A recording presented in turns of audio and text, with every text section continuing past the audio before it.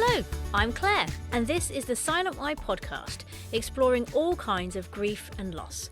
And welcome to my metaphorical toolshed, where I'm exploring the tools that my Let's Chat guests have shared with us over the last few years to help us navigate grief. If you're not sure what any of that means, then check out my Introduction to the Grief Toolshed episode for a full explanation of this new series.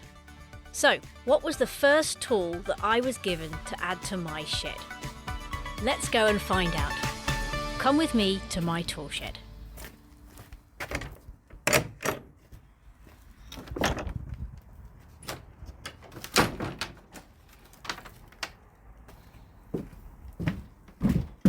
Oh, it would be a spade. Dig down deep, girl. Definitely a spade. A spade. Yes, this was the very first Let's Chat episode that I did, and I spoke to Sue Brayne about mortality. Sue explained in that episode about how knowing that we're going to die one day is a great way to really know how to live now. Her own near-death experience really taught her how to harness the value of life and how we choose to live. Life is finite. We get one shot at it. And Sue believes that that knowledge really sharpens us up to see life more clearly. And at the end of the episode, I asked her, what tool would you like to add to my metaphorical toolshed that could help others going through grief? And she wanted to add a spade. I don't think that could be a better starting tool, really. I think spades are vital for any garden work. So let's see how they can also help us through our grief work. If you've ever had a large delivery of soil, or stones or compost, where a big lorry arrives and it tips it onto your driveway, let's say around a ton in weight, and it's your job to move it to where it needs to go, then you'll know the value of a spade. Now, some here might argue that it's a shovel that you need, but just humour me for the purpose of this episode. So you have a big pile of, let's say, soil in front of your door, and it needs to be moved. I think we can all mostly agree it's a daunting task, unless you happen to be one of those 6-foot-tall, built like the proverbial brick house type people. But knowing it needs to be done, you pick the right time and day, and you get stuck in. And those first few spade loads usually feel really good. The work is started. You already feel healthier, you can feel the muscles growing, and you feel like you are winning at something. However, a third of the way through the task, you might be feeling a lot less optimistic. You're tired. You don't have the muscles that you thought you had. The pile is not diminishing at the speed that you hoped. There's a lot more here than you realised. The neighbours are starting to frown as they walk by, assuming it's going to be there for weeks. You're questioning yourself, what makes soil so heavy? And is it getting heavier? You realise it is going to take a lot longer than the 30 minutes that you anticipated, and it's started to rain. Halfway through, you're questioning your decision to get the pile delivered at all. You're questioning whether you will survive the task, and you're silently cursing anybody that walks past and does not offer to help. 3/4 of the way through, you've given up on life. You hate this pile. You suspect that you accidentally ordered the never-ending supply of soil, and if anyone dare speak to you or touch you before you get this finished, you will not be responsible for your actions. The soil delivery man will be. It is not until that pile has gone, probably days or weeks later, and you're safely back indoors in a comfy chair, hugging a hot mug of tea and munching on a jammy Dodger, that you now feel that warm, satisfied feeling of a job well done. Now you feel in control, a little bit fitter, and honestly, a little smug and pleased with yourself. This is a tentative example of what a spade can achieve. In this scenario, it is the right tool for the job, and the person using it knows what to do with it. Some might argue that a big old digger would be a lot more fun, but most of us don't have access to that kind of tool, and I certainly haven't got one in my shed yet. In fact, for the purpose of this analogy, let's just say that's cheating. So, there was a heap of stuff that you had dumped. It needed to be moved, it was your job to move the pile, you found the tool that fit the job, and you did the work. Success. So that's great. But this pile would never have got shifted if you had a spade, but you never used it. It wouldn't have got done if you had a spade, but didn't know how to use it. And it certainly wouldn't have got done if you had a spade and just hoped that someone else would do it. It is not enough to have a spade in your shed. You need to know how to use it, and then you have to actually get up and use it. The same is true of grief. When grief arrives, a big old pile of stuff gets dumped at your door.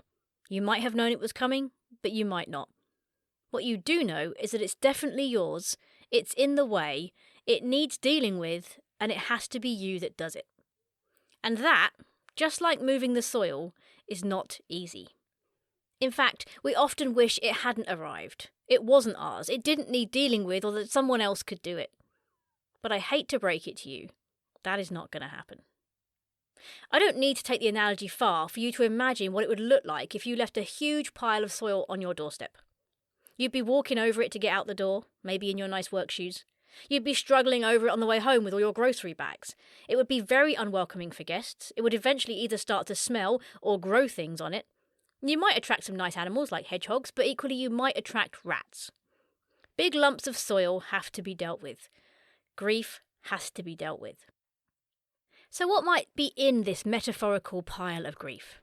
Well, lots of feelings, emotions, complicated thought patterns, frustrations, regret, confusion, anger, forgiveness, loneliness, changed identity, physical, mental, emotional, spiritual challenges and changes, questions, answers, tears, or anything else that your specific grief might have brought to your door.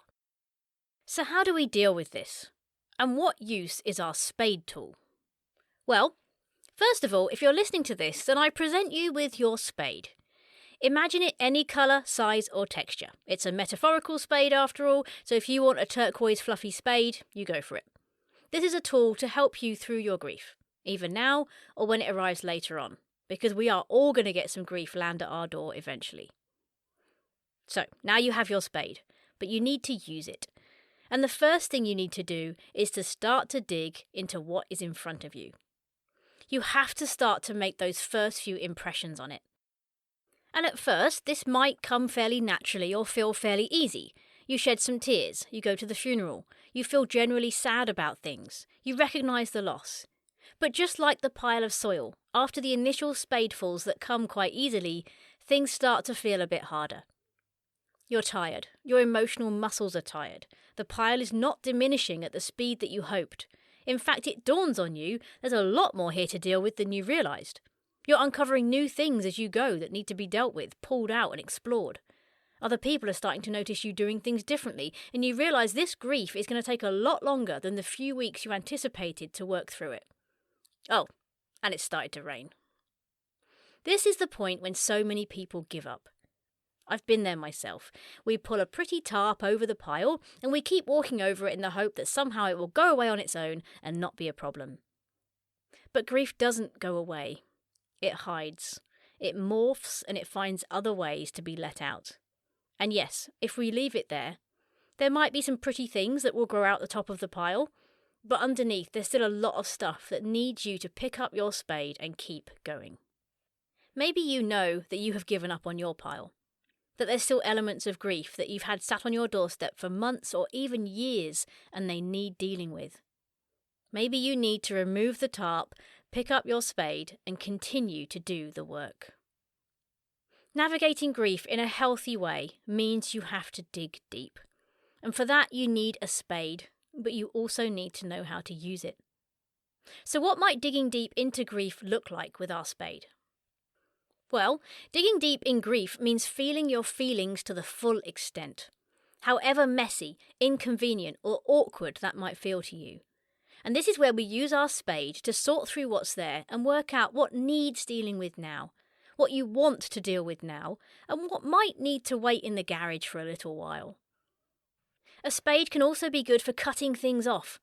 Maybe you've got some nasty, thorny brambles that are snaking from your grief around healthier things in your life, trying to choke the life out of them.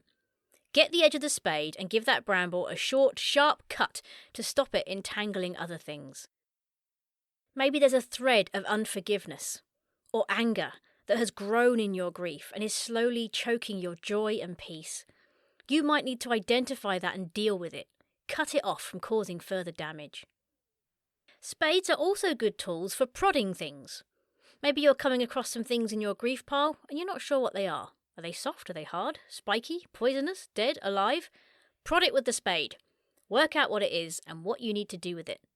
Maybe you've discovered a huge chunk of anger that you didn't realise you were storing towards something or someone. You prod it and it's hard feeling. It's been hardening over many years, in fact, and you realise that you need to do something about it. Or maybe you prod something unexpected and it moves, and you find that actually you did have some hope still in there, and it looks like it's still alive, despite all the pain and darkness around it. These are all ways we can dig deep into grief, sort through it and work at it. But a spade doesn't just do the grunt work. It also gets to be something we can use in other ways, when the initial pile of grief is dealt with and the healing starts to happen. Spades help us prepare for new growth. They can help us clear and remove things to create space for new things to be planted. New beginnings. With a spade we can dig holes to sow seeds, and sometimes we'll be planting into the soil that we moved. Maybe we created a flower bed with it in our garden, and now, from the soil of our grief, we can plant seeds of joy, peace, hope, forgiveness and love. Spades can also be used to break new ground. Maybe after working through our grief, we feel the desire to start something fresh, and we can use our spade to not just finish an old task that we had to do, but start a new one that we want to do. And of course, let's not forget that when we have something daunting to deal with like this, it doesn't have to be done alone.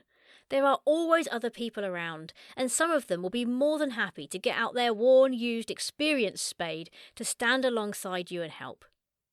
They can't do the work for you, but they are willing to support you in whatever you need to do. And this might look like counselling or therapy. This can help us unpick and understand all that we've uncovered. Or grief groups to talk about the work we're doing, share how hard it feels and hear how other people are dealing with their heaps of grief, maybe get some tips. Or it might be practical things people can do to support us while we're doing the work, when we're more tired and distracted. Meals, physical help, a listening ear. In fact, not doing it alone is usually the best way to get through it, and it can often speed the process up. All of these things will look different for different people going through different griefs, but I hope you can see and find things here that would help you feel less fearful about picking up your spade in grief and starting to do the work that needs to be done. It's not easy, it's not quick, it's not even fun, but it is necessary, and I can promise you that there will be a day when you eventually sit in a comfy chair, hugging a hot mug of tea, munching on a jammy Dodger, and feel that warm, satisfied feeling of a job well done, where you feel more in control, a bit healthier, and honestly, a little bit pleased with yourself. And of course, we don't just have a spade for working through grief. In fact, I've got nearly 30 other tools to help us, so stay tuned to add more tools to your tool shed. Some of them will be of use to you, some won't. Some you'll never need, some you'll never let go of. Everyone is different, every grief is different, every task, garden, job is different, and that's why there's a myriad of tools out there to help us. If you want to listen to the full Let's Chat episode with Sue, just click on the link in the show notes or go to our website, thesilentwhy.com, and click on Let's Chat to listen to any of our Let's Chat conversations. Thank you for joining me today. I hope you've got something useful from this episode, and I'll see you in the tool shed next time for our next tool to help us work through grief.